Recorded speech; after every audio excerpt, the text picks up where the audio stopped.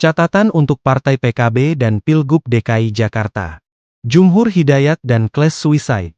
Oleh Dr. Syahganda Nainggolan, Perhimpunan Menemukan Kembali Indonesia, FAN-ONS. Jumhur Hidayat baru saja menelpon saya, terkait kunjungan Sekretaris PKB DKI dan rombongan kemarin, yang datang ke kantornya, Konfederasi Serikat Pekerja Seluruh Indonesia atau KSPSI, organisasi buruh terbesar jumlahnya di dunia, saat saya ngopi di sebuah kafe di Senopati, Jakarta. Sarapan kopi, roti almond cheesy puff di pagi hari, buat saya sama dengan atau lebih nikmat daripada masakan pagi khas Indonesia. Dengan ini saya bisa mulai menulis tentang Jumhur dan bunuh diri Class. Kunjungan PKB DKI Jakarta ke kantor Jumhur adalah untuk meminta Jumhur ikut mendaftar sebagai calon gubernur di Jakarta. Lihat Sindonews, tanggal 17 bulan Mei 2024, Jumhur Hidayat didekati PKB untuk Pilgub Jakarta. Fenomena kunjungan PKB ini harus dimaknai secara tepat dan serius. Pertama, PKB adalah partai dengan lonjakan suara terbesar di Jakarta, dengan lonjakan hampir 100%. Posisi PKB yang berhasil menancapkan kuku sebagai partai berpengaruh, dibandingkan sebelumnya, pastinya membuat PKB terus bergelora dan semangat. Untuk mengimbangi dukungan rakyat pada pemilu lalu, PKB berbenah diri, dengan membuka kesempatan tokoh-tokoh besar masyarakat untuk bergabung melalui pilkada. Dalam hal ini khususnya DKI, mereka berperan aktif.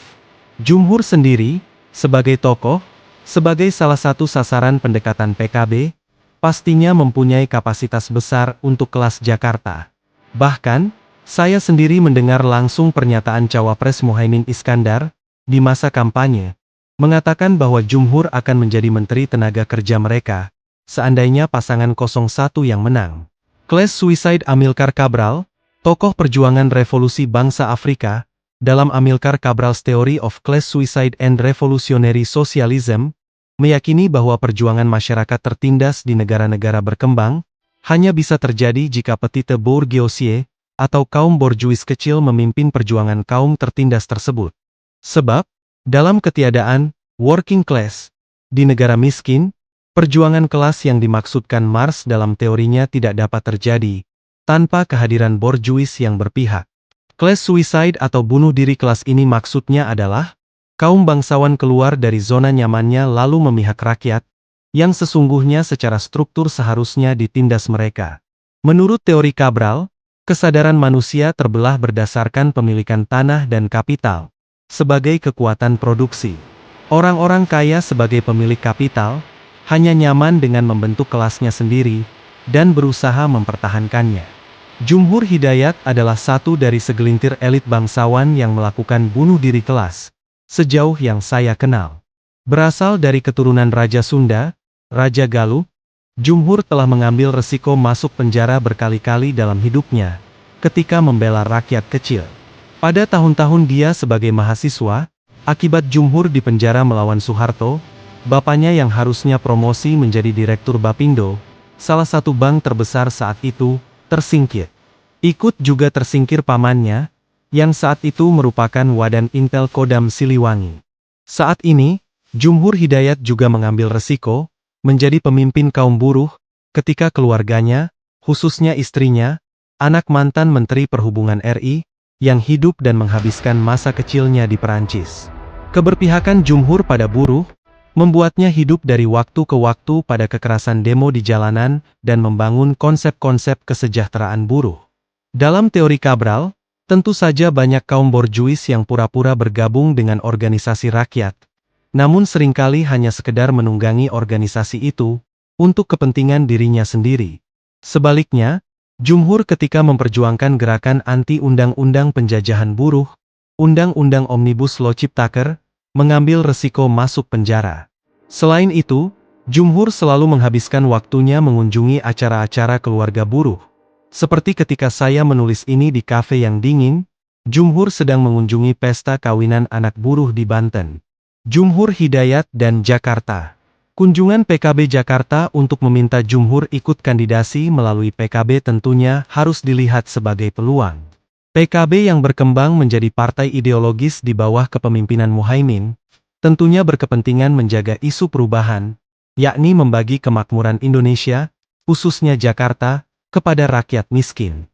Ide-ide kemakmuran rakyat di Jakarta terbentur dengan Gini ratio yang sangat tinggi. Pada era kolonial Belanda, pantai-pantai Jakarta tidak dimiliki Belanda. Mereka hanya datang untuk menguasai pelabuhan. Sebaliknya saat ini, hampir seluruh pantai di Jakarta, bahkan sampai Banten, bukan dikuasai rakyat nelayan lagi. Reklamasi besar-besaran yang terus berlangsung membuat nelayan miskin kehilangan akses pada pantai dan laut. Selain pantai juga tentunya ketimpangan pemilikan lahan dan kapital lainnya, terus tumbuh menjurang.